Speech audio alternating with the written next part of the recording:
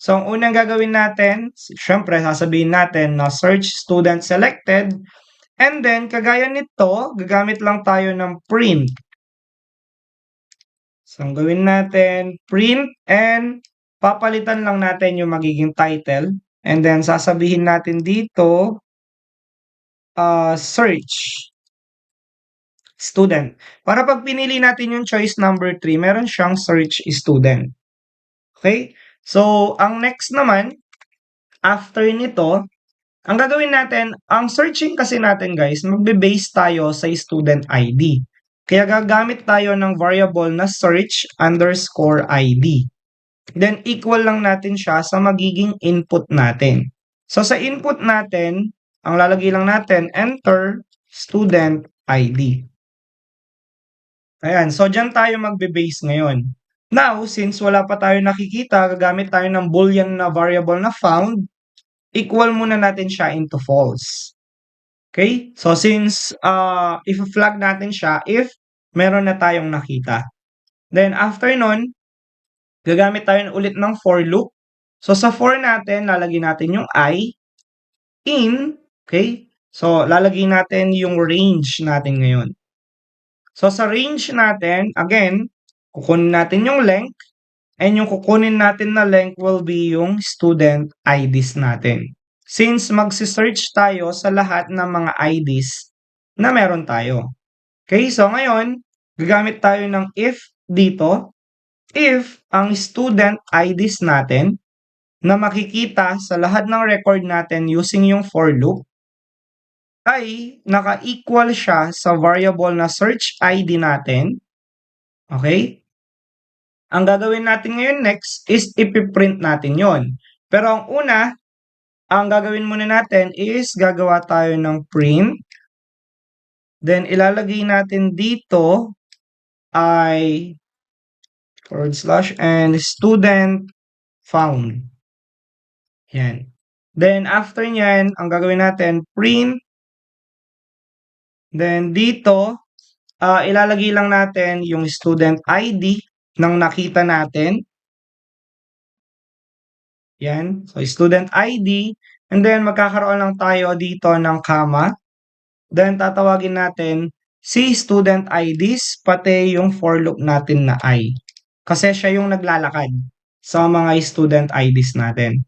Next is, meron ulit tayong print para ipakita naman yung magiging student name natin. Then, comma, lalagay natin dito yung student names and then yung ating for loop. Then, after nun, print, then, lagay natin dito student course. Then, after nyan, comma ulit, then lalagay natin dito yung student courses natin at yung for loop natin. Okay? So, after, syempre, meron na tayong nakita, ang gagawin natin, yung found natin, equal na natin siya into true. Kasi meron na tayong nakita. Then, ang gagawin natin, i-break na natin yung program or i-end na natin yung part ng search choice number 3 natin. Now, in any case guys, na wala tayong mahanap, ang gagawin lang naman natin is magkakaroon tayo ng if dito. So, in any case na wala yung ID na sinesearch, ang sasabihin natin, if found is equal lang siya sa false, ang gagawin natin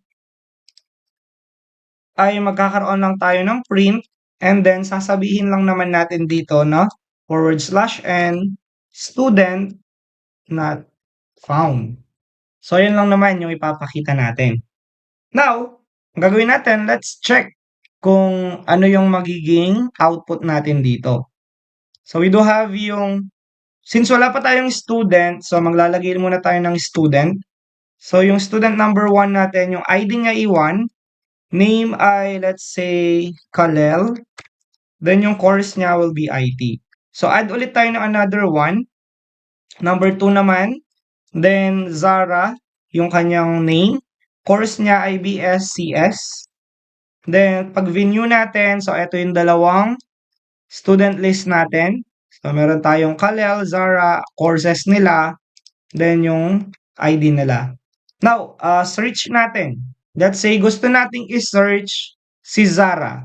So sabi dito, search student, kunin lang natin yung ID since si Zara ang ID niya ay 2. So lalagyan natin 2 and then eto ngayon. So student found, student 2. So wala siyang ID. So lalagyan natin siya ng ID. So eto, student lang yung nakalagay. So dagdagan niyo lang siya ng ID para mamaya ulit na ni-run na natin siya ay makita na natin yung student ID. So, eto ngayon, student name Zara, yung student course niya ay BSCS. Let's say we want to search ulit and gusto natin i-search si ID7. So, mapapansin nyo, student not found. Bakit? Hanggang 2 lang naman yung student natin. Wala naman tayong ID7.